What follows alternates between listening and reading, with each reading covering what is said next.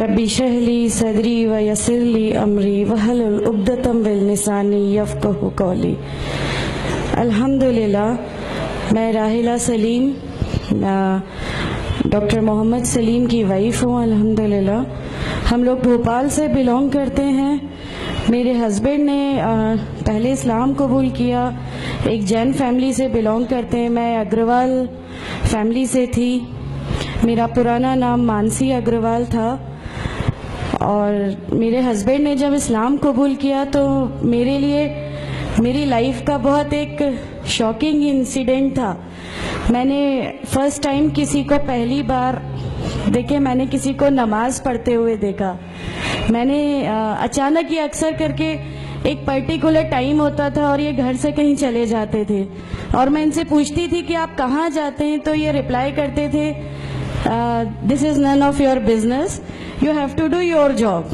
تو میں بھی خاموش ہو جاتی تھی۔ باقی میرے فادر ان لا سے اکثر ان کی ڈیبیٹ اور سب کچھ ہوا کرتا تھا، بٹ مجھے نہیں سمجھ میں آتا تھا کہ یہ ڈیبیٹ کیا ہے، یہ لوگ کس بات پہ اتنا زیادہ، مطلب ان کا ڈیبیٹ اتنا ایگریسو موومنٹس پہ کیسے آ جاتا ہے۔ تو باقی پھر ایک دھیرے دھیرے جب مجھے یہ اسلام کے پہلے تو یہ لوگ نہیں بتائے، بٹ فرسٹ ٹائم جب میں نے ان کا فجر کی نماز تھی اور اچانک میری نیند کھلی اور میں نے ان کو نماز پڑھتے ہوئے دیکھا، میں نے ان سے پوچھا کہ آپ کیا نماز پڑھ رہے ہیں، کیونکہ صرف ٹیلی ویژن پہ دیکھا تھا کہ ہاں ایسے جو کرتے ہیں وہ نماز کے ایکشنز ہیں۔ میں نے ان سے پوچھا کہ آپ نماز پڑھ رہے ہیں، انہوں نے کہا کہ ہاں میں نماز پڑھ رہا ہوں۔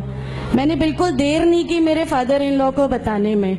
میں روم سے باہر نکل کے اور میں نے سب سے پہلے ان کو بتایا کہ پاپا جی آج ان کو میں نے نماز پڑھتے ہوئے دیکھا۔ تو انہوں نے مجھ سے کہا کہ ٹھیک ہے، خاموش رہو، ابھی کسی سے کہنا نہیں، ہم دیکھیں گے کیا کر سکتے ہیں۔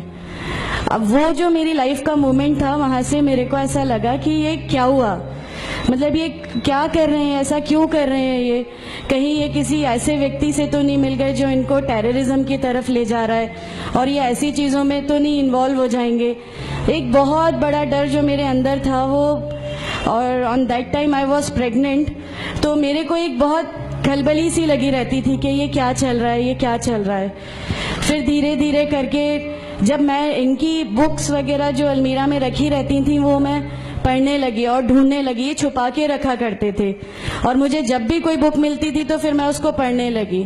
تو مجھے اس میں ایسا کچھ لگتا ضرور تھا کہ پتہ نہیں کچھ ہے، کوئی ڈیفرنٹ چیز ہے، کیونکہ میں نے دیکھا کہ ان کے اخلاق، ان کی سب چیزیں بالکل چینج ہو گئیں، جو یہ پہلے تھے اس سے یہ بالکل الگ ہو گئے۔ تو مجھے ایسا پرسنلی لگتا تھا کہ اس پلیٹ فارم نے ان کو ایسا کیا دیا جو میرے ہسبینڈ کو بالکل چینج کر کے رکھ دیا۔ مطلب الحمدللہ یہ اس سمے کوشش کرتے تھے کہ جو نبی کی سنتیں ہیں، جو ہمارے نبی صلی اللہ علیہ وسلم نے کیا، اپنی وائف کی مدد کرنا، اپنی وائف کے ساتھ کس طرح اس کے حقوق کی ادائیگی کرنا، یہ سب کچھ وہاں الحمدللہ کرنے لگے۔ اور مجھے جو ان کا یہ ڈراسٹیکل چینج تھا، جو ان کو اس پلیٹ فارم پہ آئے ہوئے 6 months یا 1 year ہوا ہوگا، وہ دیکھ کے میرے لیے ایک بہت بڑا ایک سرپرائز تھا کہ یہ کیا ہوا۔ پھر اس کے بعد مجھے لگا کہ نہیں، میں بھی اب اس کو جانتی ہوں، میں بھی اب پڑھوں گی، اور پھر میں اپنے فادر ان لا اور ان کی ڈیبیٹ سننے لگی۔ تو جینزم میں گاڈ کانسیپٹ ہے ہی نہیں۔ ہر وہ ویکتی جو بہت زیادہ علم حاصل کر لیتا ہے، بہت زیادہ نالج حاصل کر لیتا ہے، تو وہ ایک لمٹ پر آ کر نعوذ باللہ گاڈ کا وہ مقام حاصل کر لیتا ہے، اور لوگ اسی کی پھر پوجا کرنے لگتے ہیں، اسی کی ورشپ کرنے لگتے ہیں۔ تو میرے دماغ میں اگروال فیملی سے تھی، تو میرے دماغ میں تھا کہ نہیں، ہمارے جو بھگوان ہیں وہ 3-4 ہاتھ والے ہیں، ان کا کیا ایک ہی گاڈ ہے جس کو جا کے آپ کو پوجنا ہے، تو نہیں، میں ان سے تو کچھ نہیں مانگوں گی، 3-4 ہاتھ والے بھگوان ہی ہوتے ہیں، یہ نہیں کچھ وہ ایسا رکھتے۔ تو وہاں سے ایک تھوڑا سا ڈسٹریکشن میرے کو گاڈ کانسیپٹ کا آیا، اور ایشور ہے جو اس دنیا کو چلا رہا ہے، یہ ہمیشہ میرے ذہن میں رہتا تھا۔ تو مجھے میرے فادر ان لا کہیں نہ کہیں اس پلیٹ فارم پہ آ کے غلط لگنے لگے کہ نہیں، یہ جو کہہ رہے ہیں وہ صحیح ہے، اور ان کی جو ڈیبیٹ ہے اس کا اینڈ جو ہے وہ یہ صحیح ہے۔ پھر دھیرے دھیرے کر کے مجھے ان کی چیزوں پہ یقین آنے لگا الحمدللہ۔ پھر ہمارے ایک فیملی فرینڈ ہیں، ان کے یہاں یہ مجھے لے گئے۔ وہاں پر کسی نے مجھ سے کہا کہ میں بہت بزرگ ہو چکا ہوں، کلیم صدیقی صاحب ہیں، مجھے ان کا نام دھیان نہیں ہے اچھے سے، بٹ انہوں نے مجھ سے کہا بیٹا میں بہت بزرگ ہو چکا ہوں, میں چاہتا ہوں تم کلمہ پڑھ لو, میری زندگی رہے نہ رہے, میں آپ سے ملوں نہ ملوں, تو آپ کلمہ پڑھ لو. تو الحمدللہ میں نے کلمہ پڑھ لیا. کلمہ پڑھنے کے بعد بھی جب ہم گھر لوٹ رہے تھے تو میں نے ان سے کہا کہ میں نے صرف ابھی کلمہ پڑھا, ابھی آپ یہ مت سمجھیے گا کہ میرے کو سب سمجھ میں آ گیا اور میں اس چیز کو مان لوں گی. انہوں نے کہا نہیں, تمہاری مرضی, کسی میں کوئی فورس نہیں ہے. تو الحمدللہ اللہ تعالیٰ کا احسان ہے, اس کلمے کی طاقت تھی. اور یہ ہمیشہ کہتے تھے تمہیں کوئی دعا مانگنی ہے تو تہجد میں مانگا کرو. تہجد کا جو ٹائم ہوتا ہے وہ بہت قیمتی ہوتا ہے اور اس میں اللہ تعالیٰ سب کی دعائیں قبول کرتا ہے. انہوں نے مجھے ایک دعا سکھائی تھی کہ تم ایک دعا مانگو کہ یا میرے رب اگر میرا ہسبینڈ غلط راستے پر ہے تو اس کو صحیح راستے پہ لے آ, اور اگر میں غلط راستے پہ ہوں تو مجھے صحیح راستہ دکھا دے. الحمدللہ میں یہ دعا کنٹینیو مانگتی تھی.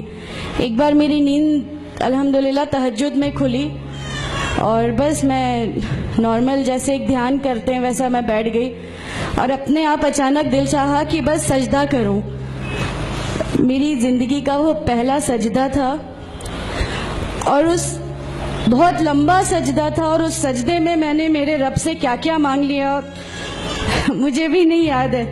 اور اس سمے مجھے ایسا فیل ہو رہا تھا جیسے اللہ تعالیٰ خود مجھ سے بات کر رہا ہے, اللہ میرے سوالوں کا جواب خود دے رہا ہے. الحمدللہ بس اس کے بعد تو ایسا لگا کہ نہیں, اسلام حق ہے اور اسلام پہ ہی چلنا ہے.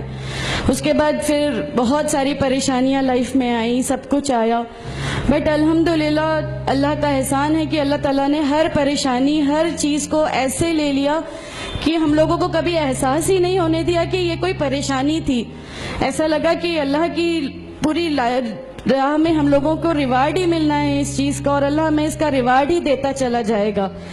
الحمدللہ بس اس سمے سے شروعات ہوئی تھی دین اسلام کی. الحمدللہ آگے چل کے پریشانیاں, تکلیفیں ہر ریورٹ کی زندگی میں آتی ہیں, لیکن میں ہر ریورٹ بہن سے یہ کہنا چاہتی ہوں کہ اللہ کی خاطر آپ لوگ اس دین میں آئے ہیں, کسی اور چیز کے لیے نہیں آئے. تو اللہ ہی کی خاطر ان پریشانیوں کو بھی جھیلیے, اللہ ہی کی خاطر جھیلیے. اللہ تعالیٰ اگر آپ لوگوں سے ماشاءاللہ, میں جب گھر سے نکلی, جب ہمارے فادر ان لا نے ہمیں گھر سے نکالا, میرے بچے کی, چھوٹا بچہ تھا, چھوٹے والے کی صرف ایک دودھ کی بوتل تھی, اس کے علاوہ کچھ بھی نہیں تھا. میں جاب کرتی تھی, میں نے اپنے چھوٹے بیٹے کو ماں کے یہاں چھوڑ کے جایا کرتی تھی.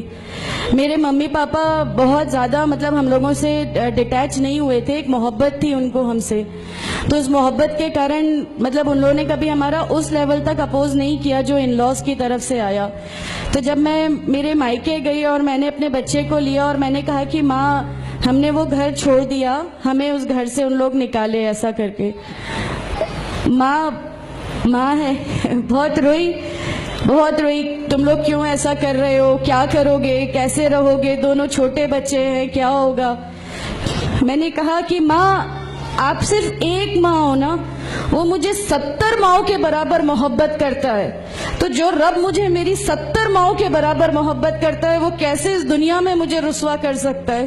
صرف ایک چھوٹا سا یہ وشواس تھا. الحمدللہ اس وشواس کو رکھتے ہوئے ساری چیزیں, سب پریشانیاں ایسے اللہ تعالیٰ نے لے لی کہ اس کا میرے پاس کوئی کہنے کے لیے بھی شبد نہیں ہے. الحمدللہ. اور میں آپ لوگوں سے سب سے گزارش کرتی ہوں, اور اگر اللہ نے مجھے آپ لوگوں کی ایک ایسی بہن بنا دیا جو آپ کی پریشانیاں, آپ کی ہر اس میں, ہمارا گھر, ہماری سب کچھ الحمدللہ آپ کے لیے ہے, کیونکہ ہم لوگ ٹھان کے بیٹھے ہیں ہمارا جینا مرنا, ہماری نمازیں, ہمارا سب کچھ صرف اللہ کے لیے ہے, اور یہی لے کے ہم کو جانا ہے. کوئی جواب ہمیں نہیں ملے گی. السلام علیکم ورحمۃ اللہ وبرکاتہ.